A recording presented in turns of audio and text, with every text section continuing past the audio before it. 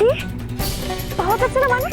মামি আমায় ফোন করেছিল, একলব্যকে নৃসিংহ প্রসাদ রায়চৌধুরী ওনার বাড়িতে ডেকেছিল। ও কারুর বারণ না শুনে ওর বাড়িতে চলে গেছে, কিন্তু ওনার বাড়িতেও একলব্য যায়নি। তারপর থেকে একলব্যর ফোনেও একলব্যকে পাওয়া যাচ্ছে না। তাহলে উড়নবাবু গেল কোথায়? সেটাই তো আমরা বুঝতে পারছি না। ওর ফোন লাস্ট লোকেশন দেখাচ্ছে বনগাঁর কোনো একটা জায়গায়।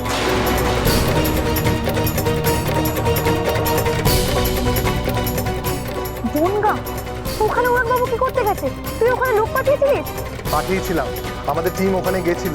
ওখানে এক মহিলা ভিক্ষা করতে গেছিল, ও রাস্তা থেকে ফোনটা কুড়িয়ে পেয়েছে, বাট উনি আর কিছু জানেন না। তার মানে তুমি বুঝতেই পারছো, একলব্য শহরেই ছিল, তারপর থেকেই ওকে খুঁজে পাওয়া যাচ্ছে না। জানো, আমার ধারণা একলব্যকে কিডন্যাপ করা হয়েছে। কিডন্যাপ? কে কিডন্যাপ করেছে উড়নবাবুকে? কে আবার? নৃসিংহ প্রসাদ রায়চৌধুরী। সত্যজিৎ, তুই একটা কাজ করতে এক্ষুনি নৃসিংহ প্রসাদের বাড়িতে যা। আর তুমি এই সময় আশ্রমে গিয়ে কোনো লাভ আছে? আমার মনে হয় নৃসিংহ প্রসাদ একলব্যকে ব্ল্যাকমেল করতে পারে রাঙা। তবে তবে তুই একটা কাজ করতে আশ্রমটাতে যা। চিন্তার কিছু নেই, আশ্রমে যে আছে সে নিজেই নিজেরটা সামলে নিতে পারবে। আর একলব্য বসুকে খুঁজে বের করার দায়িত্ব আমার। ওকে রাঙা।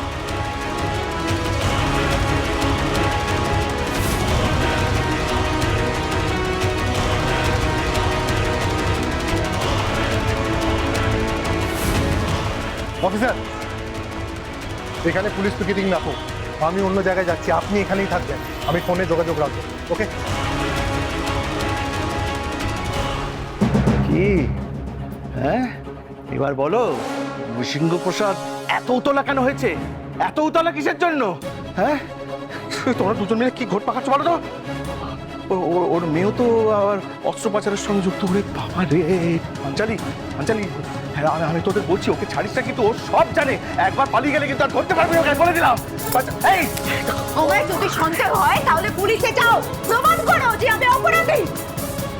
আর এই যে শোনো পাঞ্চালি, একটা কথা খুব ভালো করে শুনে নাও, তোমার বর্দা ভাইকে কিন্তু সামলাও। এরপর যদি খুব বাড়াবাড়ি করেন, আমি বলে দিলাম আমি কিন্তু একটা স্ট্রং স্টেপ নিতে পারবো। ভাই দেখাচ্ছি কি স্ট্রং স্টেপ নেবে তুমি। ঠিক আছে, গলায় দড়ি দিয়ে তোমার ফাঁসি যাবো, সারা জীবন জেলে পচে মরবে। গলায় দড়ি দেবে? দাও গলায় দড়ি, দাও দাও, দেখি তোমার কত দম। আমিও বাঁচবো, তোমার হাত থেকে মুক্তি পাবো। চুপ দাও। আমি বেরোচ্ছি।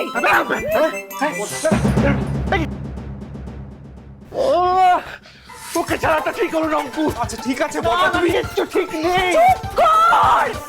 চুপ করবি তুই? কেন করছিস এরকম? হ্যাঁ, কি কেন করছিস বল? সব ভাবনা, সব চিন্তা শুধু তোর একার। মা, সত্যজিৎ, ওদের কোনো ভাবনা নেই, ওদের কোনো চিন্তা নেই। কই, ওরা তো আমাদেরকে কিছু বলছে না। যা করছে সব কিছু নিজেরা করছে, একা একা করছে, আমাদেরকে কিচ্ছু বলছে না। আমার ভাইটাকে কারা কিডন্যাপ করে নিয়ে চলে গেল? আমি মাকে জিজ্ঞেস করলাম, মা ভাইকে কারা কিডন্যাপ করেছে, তোমার কোনো আইডিয়া আছে? আমার মা কিচ্ছু বললো না, সারাক্ষণ কাকে একটা কল করে যাচ্ছে, মেসেজ করে যাচ্ছে। আমার মা অন্য কিছু নিয়ে এতটাই বিজি যে নিজের সব থেকে প্রিয় ছেলে যে কিনা কিডন্যাপ হয়ে গেছে সেটা নিয়ে আমার মায়ের কোনো মাথা ব্যথাই নেই। এই বাড়ির প্রতিটা মানুষের সিকিউরিটি নিয়ে মায়ের জাস্ট কোনো চিন্তা নেই। দেখ বর্দা, মা আর আগের মতো নেই। মা পাল্টে গেছে, মা পাল্টে গেছে। পাঞ্চালি, পাঞ্চালি প্লিজ একটু শান্ত হও, কিছু একটা ব্যাপার আছে। আর আর বর্দা, বর্দা প্লিজ তুমি একটু শান্ত হও, শান্ত হয়ে বসো। দেখো, আমার মনে হচ্ছে কিছু একটা গন্ডগোল তো আছেই, আর সে ব্যাপারে আমি নিশ্চিত। অভয় পদে প্রাণ সপেছি আমি, অভয় পদে প্রাণ সপেছি।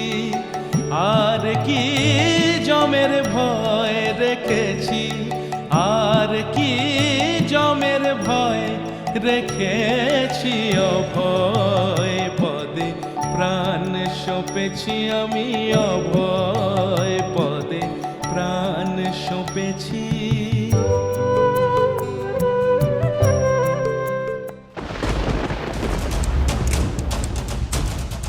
একলব্য বসু কোথায় আছে? আমি জানতে চাই একলব্য বসু কোথায় আছে। বাড়ির লোকেরা তো রীতিমতো আমাকে চাপ দিচ্ছে।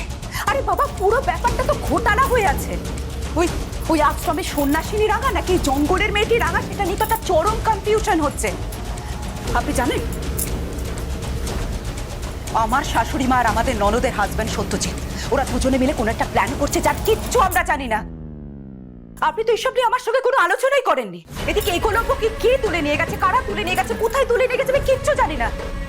আপনি ভাবতে পারছেন এরপর রাঙা যখন ফিরে আসবে, রাঙা কিন্তু আমাকে ছাড়বে না। স্যামের বান্ধবী হিসেবে এইসব কাজের সঙ্গেই তো তুমি জড়িয়ে পড়েছো, কোনো সমাজসেবামূলক কাজের সঙ্গে তো জড়াও নেই। তাই আমার সঙ্গেই তোমাকে থাকতে হবে, এটাই তোমার ভবিতব্য। আমি তোমায় বোধহয় কিছু দায়িত্ব দিয়েছি। এক্স্যাক্টলি, আপনি আমাকে যে দায়িত্বগুলো দিয়েছিলেন সেগুলো প্রত্যেকটা আমি পালন করেছি। তবে এই মাত্র আমি একটা খবর পেয়েছি, যে হোমে ওই জঙ্গলের মেয়েটিকে রাখার কথা ছিল, এখন সেই মেয়েটি সেই হোমে নেই।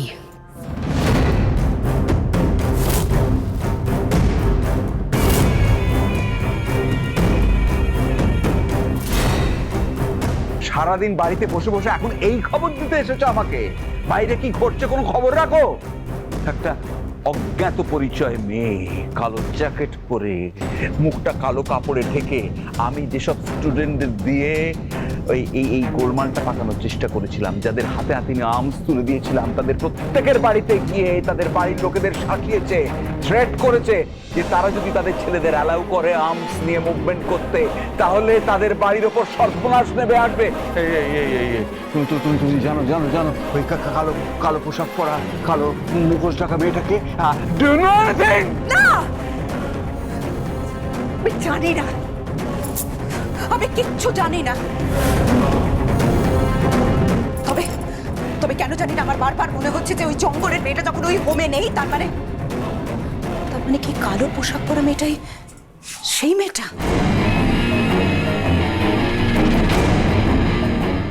আমি বুঝতে পারছি না কেন। হ্যাঁ, আমি নৃসিংহ প্রসাদ রায়চৌধুরী, আমি কিছু ক্রিপ করতে পারছি না কেন? ক্রিপ করতে পারছি না কেন? আমি কি হলো, ক্রিপ করতে পারছি না কেন? আমার সব কিছু গুলিয়ে যাচ্ছে।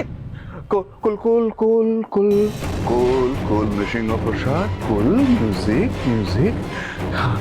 আধার রাতে একলা পাগল, আমার লোকেরা আশ্রমে যাবে, সেখানে যে মেয়েটা বসে আছে তাকে ফিনিশ করা হবে। আর কতজনকে ফিনিশ করবেন আপনি?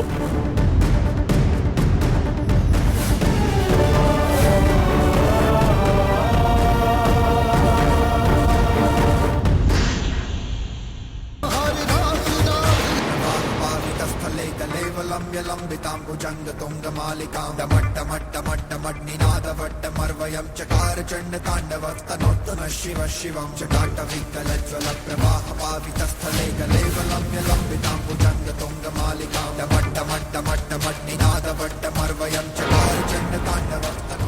আপনাদের দেখে তো মনে হচ্ছে আপনারা খুব ধোঁয়াশার মধ্যে আছেন, ভীষণ কনফিউশনে পড়ে গেছেন।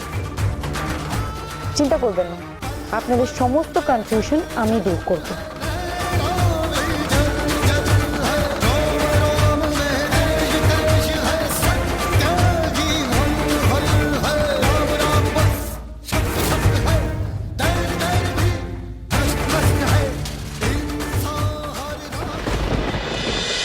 রাঙা মোতি